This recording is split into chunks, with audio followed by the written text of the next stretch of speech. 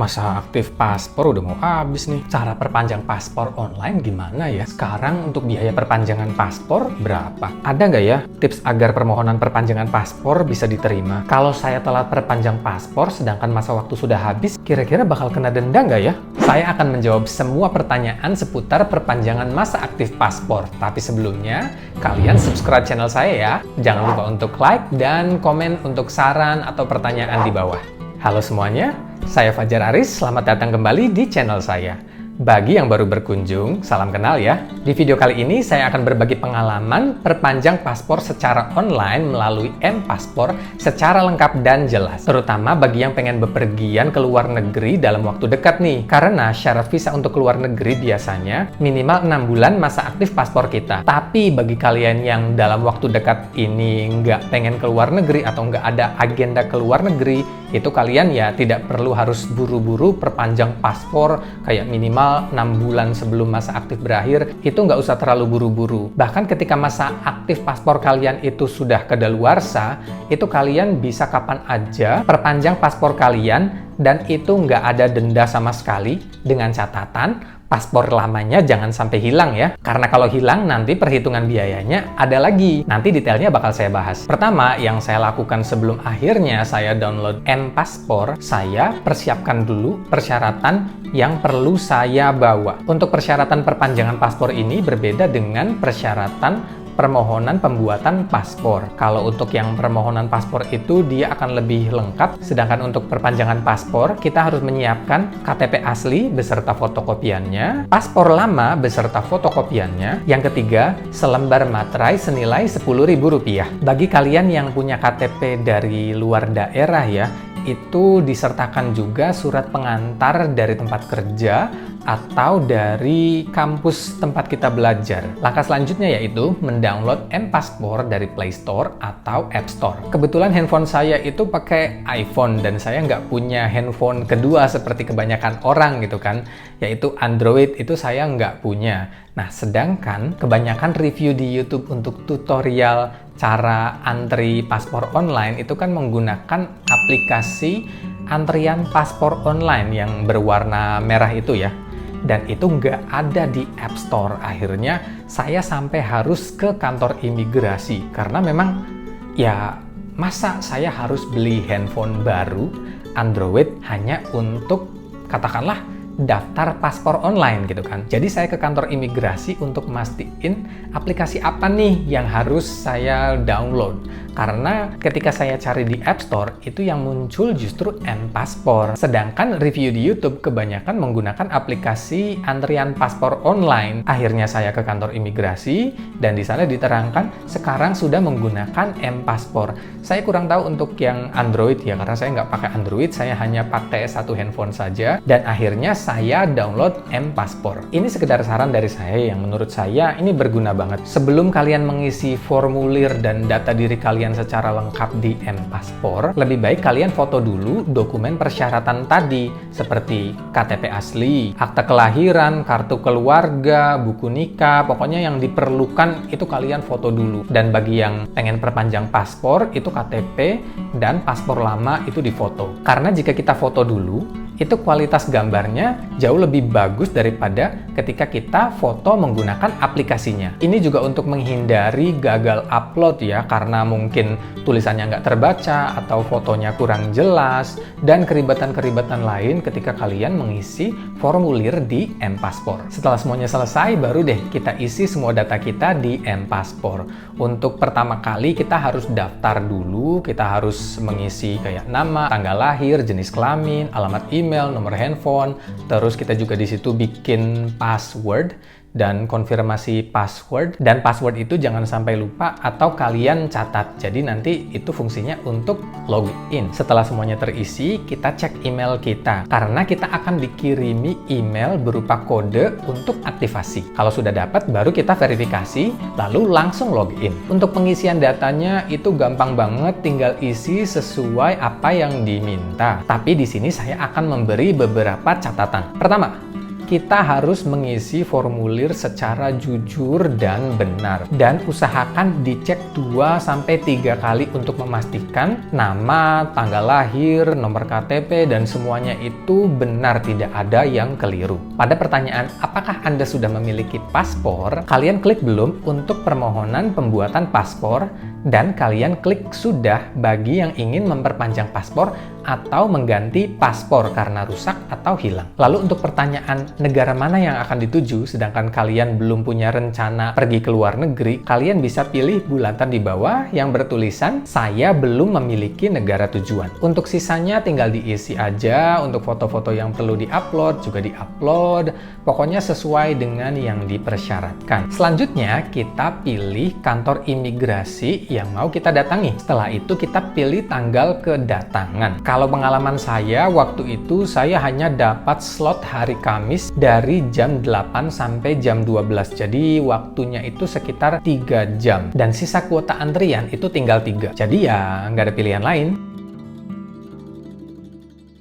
Mari kita bicara tentang biaya. Paspor ini untuk yang 24 halaman itu sudah ditiadakan ya. Jadi udah nggak ada lagi opsi yang 24 halaman.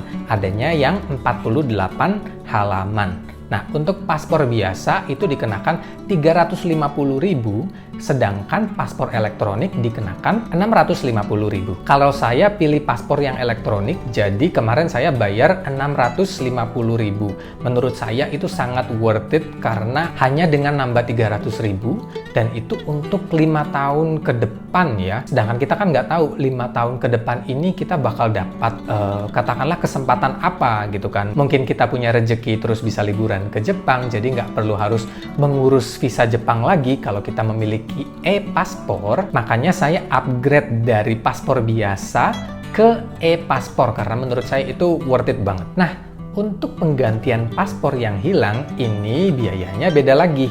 Kita akan dikenakan biaya 1 juta rupiah plus biaya paspornya. Jadi 1.350.000 rupiah itu 1 juta untuk biaya kehilangan dan 350.000 untuk biaya paspor biasa. Sedangkan kalau kita pengen yang paspor elektronik ya, berarti 1 juta plus 650.000. Sedangkan jika paspor kalian rusak dan kalian pengen menggantinya, itu akan dikenakan biaya 500.000 plus pembuatan paspornya. Jadi 850.000 untuk paspor biasa ya. Jadi 500.000 untuk biaya kerusakan paspor, terus 350.000-nya untuk paspor biasa. Dan untuk yang elektronik itu 500.000 ditambah 650.000 untuk paspor elektroniknya. Jadi sekitar 1.150.000. Kak, lalu bagaimana kalau paspor saya rusak dan hilang? Ya itu ya sama aja hilang gitu kan. Karena ketika kita pengen mengganti paspor yang rusak itu harus dibawa ke kantor imigrasi sebagai persyaratannya. Kalau nggak bisa membawa paspor yang rusak itu sama aja paspor kita hilang kan. Untuk pembayarannya sendiri di situ pilihannya ada lumayan banyak ya, kayak m-banking, klik banking, melalui ATM juga. Nah kebetulan karena BCA itu nggak ada m-banking, adanya klik banking, dan saya nggak memiliki BCA klik banking, akhirnya saya pilih yang transfer ATM. Dan untuk pemilihan pembayaran, nanti kita akan diberi instruksi secara lengkap bagaimana caranya kita membayarkan uang kita. Setelah pembayaran selesai, lalu kita diberi kode layanan beserta data diri kita dan barcode. Data ini bisa kalian download dan di-print atau kalian langsung tunjukin saja ketika diminta oleh pihak imigrasinya. Bagi yang melakukan pembayarannya melalui ATM, struknya jangan sampai hilang. Kalian bisa foto atau langsung difotokopi saja. Fotokopian bukti pembayaran itu nanti dibutuhkan ketika kita mengambil paspor kalau sudah jadi. Setelah pengisiannya sudah selesai, kita juga dapat kode pelayanan beserta barcode-nya. Kita tinggal persiapkan diri untuk pergi ke kantor imigrasi yang sudah kita pilih. Tips nih bagi kalian yang pengen datang ke kantor imigrasi.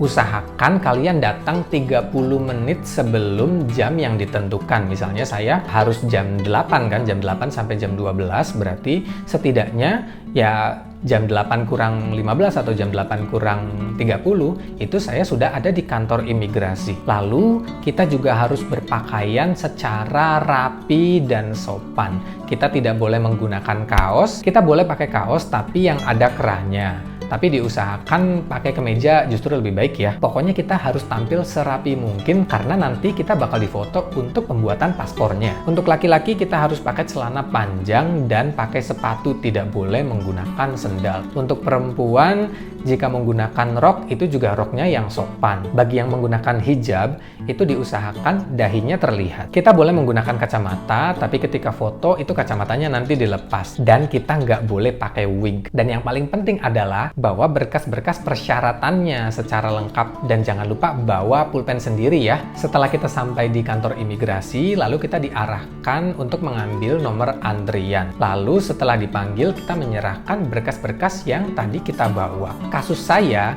karena kebetulan saya ini freelancer dan saya tinggal di Yogyakarta sedangkan KTP saya KTP Indramayu Jawa Barat, saya ditanyain beberapa pertanyaan ya, seperti kerja apa saya di Jogja, saya tinggal di mana. Ya saya jawab dengan jujur dan santai karena saya udah dari 2008 di Yogyakarta, terus saya kuliah di sini, saya kerja juga, lalu saya melanjutkan kuliah juga dari D3 ke S1, lulus 2019, lalu saya memutuskan untuk kerja freelance sampai sekarang. Karena di situ ditanyain juga kuliahnya di mana, lulus kapan, itu semuanya detail. Kalau kita memang benar dan jujur, ya kita jawab santai aja, santai, nggak perlu grogi, nggak perlu gugup, pokoknya ya jawab aja dengan santai dan jujur. Dan akhirnya saya dapat antrian untuk foto. Ketika mau berfoto, kita juga diberi beberapa pertanyaan. Sebenarnya pertanyaannya simple sih, kayak mau pergi kemana, berapa lama, dalam rangka apa berwisata, atau umroh. Terus bagi yang baru mengajukan permohonan pembuatan paspor,